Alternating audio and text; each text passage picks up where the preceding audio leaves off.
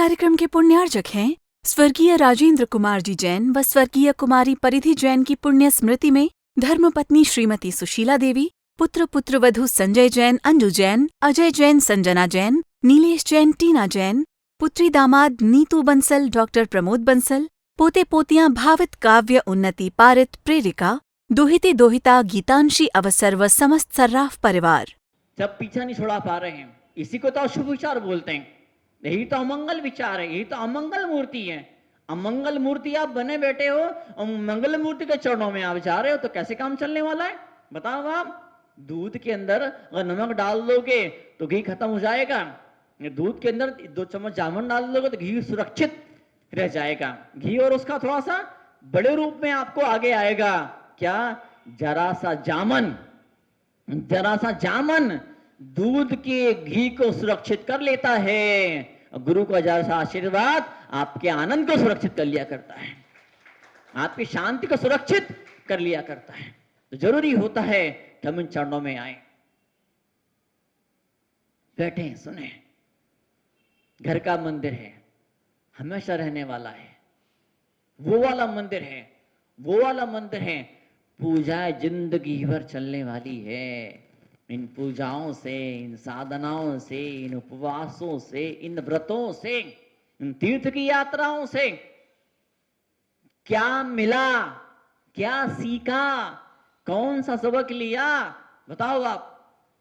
जो लोग आपके लाइफ में आए थे उन लोगों से आपने क्या क्या चीजें सीखी बोलो आप। पत्नी बोलती है पति से, अजी सुनते हो जी, अगर आप साड़ी पहनोगे तो कैसे लगोगे, तो क्या हो जाएगा, क्या फर्क पड़ेगा। पत्नी पूछती पति से, अगर आप साड़ी पहनोगे तो उससे क्या फर्क हो जाएगा। पति चुप रहा, पति कुछ नहीं बोला। पत्नी फिर गुस्से में आई, मैं पूछ रही, जवाब दीजिए, जवाब दीजिए मुझे, अगर आप साड़ी पहनोगे तो क्या हो जाएगा। पति बोले कुछ नहीं होने वाला, पहली बर्तन मानसा था, अब भी बर्तन मांजूंगा। पहले पेंट शर्ट पहन के मानता था, वो साड़ी पहन के मांजूंगा मैं।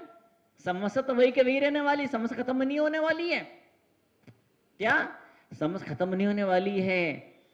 मैं फिर से बात को आगे बढ़ाना चाहूंगा। अगर ये 2 इंसान लाइफ से निकल जाएंगे, ये बिजनेस चेंज कर लूंगा मैं, ये मकान दुकान मोहल्ला चेंज कर लूंगा मैं, लोग चेंज हो जाएंगे, या तो लोग भाग जाएंगे या मैं भाग के किसी दूसरे शहर में चले जाऊंगा तो समस्या हल हो जाएगी। ऐसा नहीं है। सज्जन, एक बेटी ने मुझे बोला, महाराज जी मुझे बहुत गुस्सा आता अपने बाप के ऊपर, तो अपने पापा पे मुझे बहुत गुस्सा आता है। ऐसा क्या करते हैं, वो चाय पीते हैं, या चाय पीने में कौन सा गुस्से वाली बात है, चाय तो सभी लोग पीते हैं। नहीं महाराज, वो मेरे सामने चाय पीते, तो तेरे सामने चाय पीने में क्या तकलीफ है। वो चाय सुअर की तरह चाय पीते हैं, ऐसे सुर सुर की आवाज से चाय पीते, सुर सुर की आवाज चाय पीते पीते आती है। वो मेरे सामने चढ़ा चढ़ा के मुझे चाय पीते हैं। कितनी बार समझा चुकी, वो मानते ही नहीं, वो ऐसे ही करते रहे, उनकी आदत ही ऐसी बन गई है। वो सुधरना चाहते नहीं है, वो सुनते ही नहीं है, उनको मेरी परवाह ही नहीं है। मैं इतना कहती ऐसे मत चाय पी, वो बचपन से समझा रही हूं। अब तो महाराज बात खत्म होने वाली है, मेरी सगाई हो चुकी है, बस अभी फरवरी के अंदर मेरी शादी हो जाएगी और मेरा इस पीछा छूट जाएगा। आपको विश्वास नहीं होगा, 6 महीने बाद फिर आई, फिर वैसे ही चेहरा, उसका रोता चेहरा था। उनका बेटा क्या हुआ, बोले महाराज जी मेरी सास तो और ज्यादा महान निकली। क्या मेरी सास तो और महान निकली। मेरे पापा सिर्फ चाय को शुरू शुरू करके पीते थे, लेकिन सास तो दाल भी शुरू शुरू करके पीती, बताओ, कड़ी भी शुरू शुरू करके पीती, दूध भी शुरू शुरू करके पीती है, और तो और साथ में भोजन भी चप्पर चप्पर करके चबाती खाती है। भोजन करते चप्पर चप्पर की आवाज आती है, और तो और मुझे पास से बैठाती है। मैं पास में नहीं बैठू भोजन करते समय तो भोजन करती नहीं है, तो भूखी रह जाती है। अब नई नई शादी हुई है, सास का साथ तो देना पड़ता है।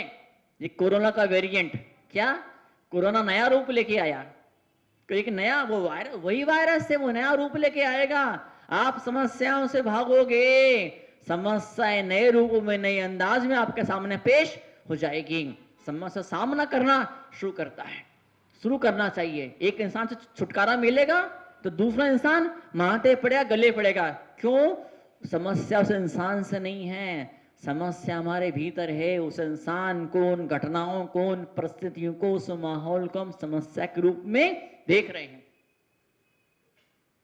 जब ऐसे इंसान जब लाइफ में आते हैं, क्या दुख देने वाले, तकलीफ देने वाले, संकट देने वाले, त्रास देने वाले, समस्या पैदा करने वाले ऐसे इंसान आपकी लाइफ में आते हैं आपको सबक सिखाने के लिए, आपको कुछ पाठ पढ़ाने के लिए।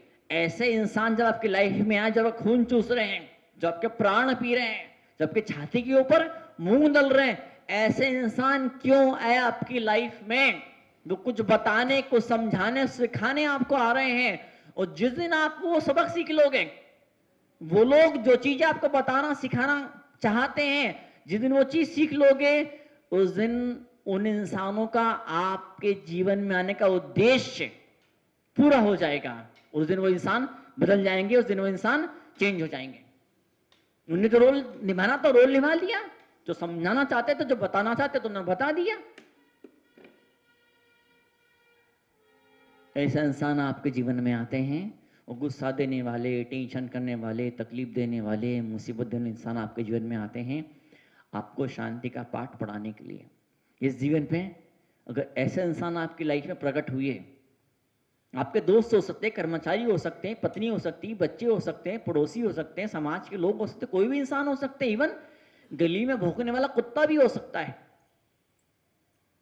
ऐसे इंसान जब आपकी लाइफ में आते हैं तो आपको सिखाते हैं कि ऐसी कंडीशन में शांत कैसे रहा जा सकता है, खुश कैसे रहा जा सकता है। और शांत रहना नहीं सीखें, अगले जन्म में फिर ऐसे इंसान आपकी लाइफ में आएंगे। हर जन्म में ऐसे इंसान आपकी लाइफ में आते रहेंगे, बार बार ऐसे इंसान आपकी लाइफ में आते रहेंगे। मैं एक सज्जन को जानता हूं, महाराज आशीर्वाद दो, कुछ मंत्र बताओ, कुछ विद्या मुझे दो, मेरा बॉस मुझे बहुत परेशान करता है।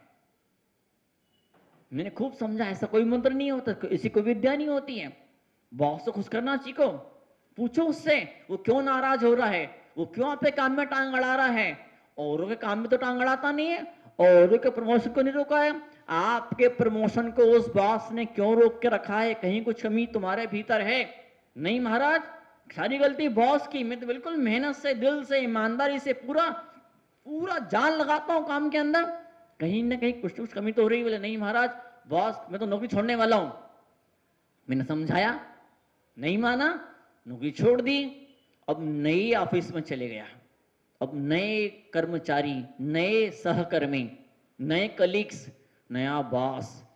फिर 4-6 महीने बाद मुझे वो लड़का मिला। आप तो खुश हो ना? नहीं महाराज, जो पहले जिस बॉस का जो नेचर था ना, वही नेचर इस बॉस का है। जो पुराना वाला बॉस जैसे दुख देता था ना, वैसे दुख ये वाला बॉस मुझे दे रहा है।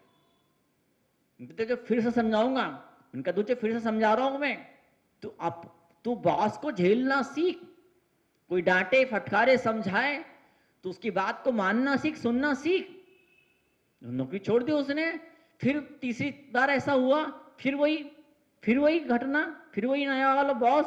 लेकिन नया वाला बॉस के अंदर पुराने वाले बॉस की झलक उसको दिखाई देती थी।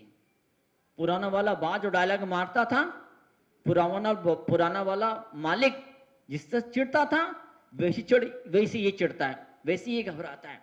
इनका चेक कर, अपने आप को चेक कर, एक लिस्ट बना घटनाओं की कि पहले वाले बॉस में कौन सी कमी थी, दूसरे वाले बॉस में कौन सी कमी है, और तीसरे वाले बॉस में कौन सी कमी है। पहले वाला बॉस किस वजह से चिढ़ता था, दूसरा वाला बॉस मेरी किस वजह से चिढ़ता था, और जो नया वाला, जो तीसरा वाला बॉस है, जो मालिक है, वो किस वजह से मुझसे चिढ़ रहा है। तुम पाओगे 4-6 चीजें ऐसी हैं जिस वजह से मेरा बॉस चिढ़ता है, 2-4 बातें ऐसी है जिस वजह से बीबी मुझसे चिढ़ती है। क्या तुम्हारी बीबी तुमसे चिढ़ती नहीं है क्या? सिर्फ बॉस तुमसे चिढ़ता है क्या? तुम्हारे बच्चे तुमसे चिढ़ते नहीं है क्या? बताओ, क्या तुम्हारे दोस्तों को तुमसे कोई शिकायत, कोई तकलीफ, कोई परेशानी नहीं है क्या? कोई तो परेशानी होगी। एक लिस्ट बनाओ जरा कि लोगों को मेरी किन किन बातों से परेशानी होती है, किस किस इंसान को मेरी कौन कौन सी बात चुभती है, पसंद नहीं आती है। क्या एक लिस्ट बनाओ जरा, एक लिस्ट बनाओ, पता करो जरा। कुछ 4-6 बातें, 8-10 बातें ही ऐसी हैं जिन वजहों से तुम लोगों की आंख की किरकिरी बन जाते हो। जिस वजह से तुम लोगों की आंख के अंदर खटकने लगते हो, सानने लगते हो, जिस वजह से लोग तुमको पसंद नहीं करते हैं, पता करो वो 4 से 8 10 बातें कौन सी हैं, सुधार करो उन चीजों के अंदर। आज रामदयाल जी से तकलीफ हो रही है, रामलाल जी मर जाएंगे, चले जाएंगे, फिर श्याम दयाल से तकलीफ होगी, फिर थाम दयाल से तकलीफ होगी, क्या, फिर टंगुंग दयाल से तकलीफ होगी, फिर प्रगंग दयाल से तकलीफ होगी।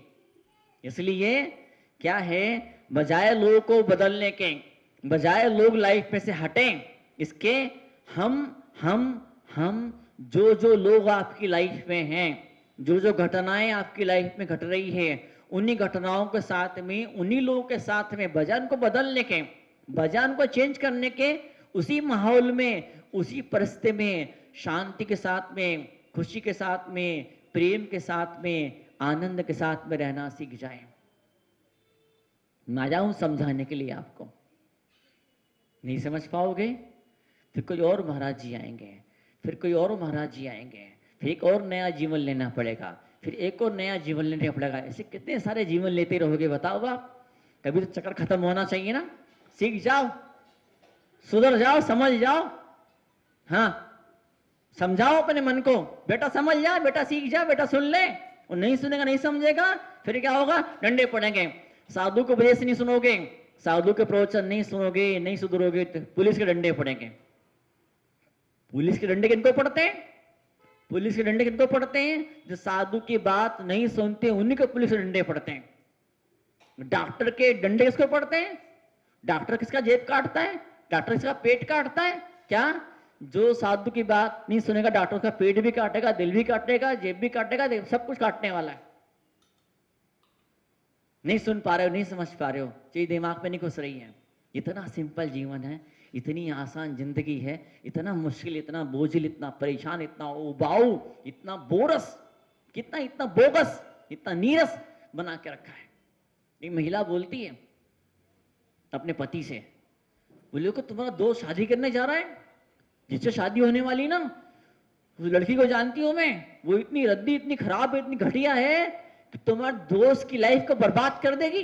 तुम जाओ, दोस्त को समझाओ। ये पति बोलता, मैं नहीं जाऊंगा, मैं नहीं समझाऊंगा। बोले कैसी बात करते हो, तुम्हारा दोस्त है, पक्का दोस्त है, बचपन का दोस्त है, उसकी लाइफ बर्बाद होने वाली है, समझाओ उसको। दोस्त बोलता, मैं नहीं जाऊंगा। क्यों क्यों क्यों नहीं जाओगे समझाने के लिए? पति बोलता है, मुझे समझाने कौन आया था? बताओ, जब मेरी लाइफ बर्बाद होने वाली थी तो मुझे समझाने कौन आया था, जब मैं उसको समझाने के लिए जाऊं? बताओ आप। कोई और आए ही नहीं आए क्या? कोई और आपको समझाने आया हो, नहीं आया हो, लेकिन आप समझाने जाइए। इसको समझाइएगा, अपने मन को, अपने आप को समझाइएगा। आपके आसपास के लोग क्या कुछ सबक सिखाने आपको आए हैं। वो निंदा करके, वो जूता मार करके, वो तमाशा मार करके, वो चिढ़ करके, वो गुस्सा हो करके कहीं कुछ आपको बताने की कोशिश कर रहे हैं। उनके संकेत को समझ जाओगे, उनके इशारों को समझ जाओगे तो जीवन सोना सोना हो जाएगा, जीवन बल्ले बल्ले हो जाएगा। और जीवन को बल्ले बल्ले बनाने के लिए, सोना सोना करने के लिए क्या, वो जो कुछ बलाएं आई, संकट आई, मुसीबत आई है, कोई जो भी घटना घटी है, वो घटना कुछ उपहार, कुछ तोहफा आपको देकर के जाने वाली है। एक कहानी सुनी ना आपने? सुनी अकबर बिरबल वाली कहानी? याद है आपको कि वो उसके मस्तक में ऐसी लकीरें होती है, उसके हाथ में ऐसी लकीरें होती हैं। अकबर बादशाह पूछता है, बीरबल क्या मतलब इन लकीरों का, मस्तक की रेखाओं का, इन हाथ की रेखाओं का, इस शरीर में इन चिन्हों का क्या मतलब है?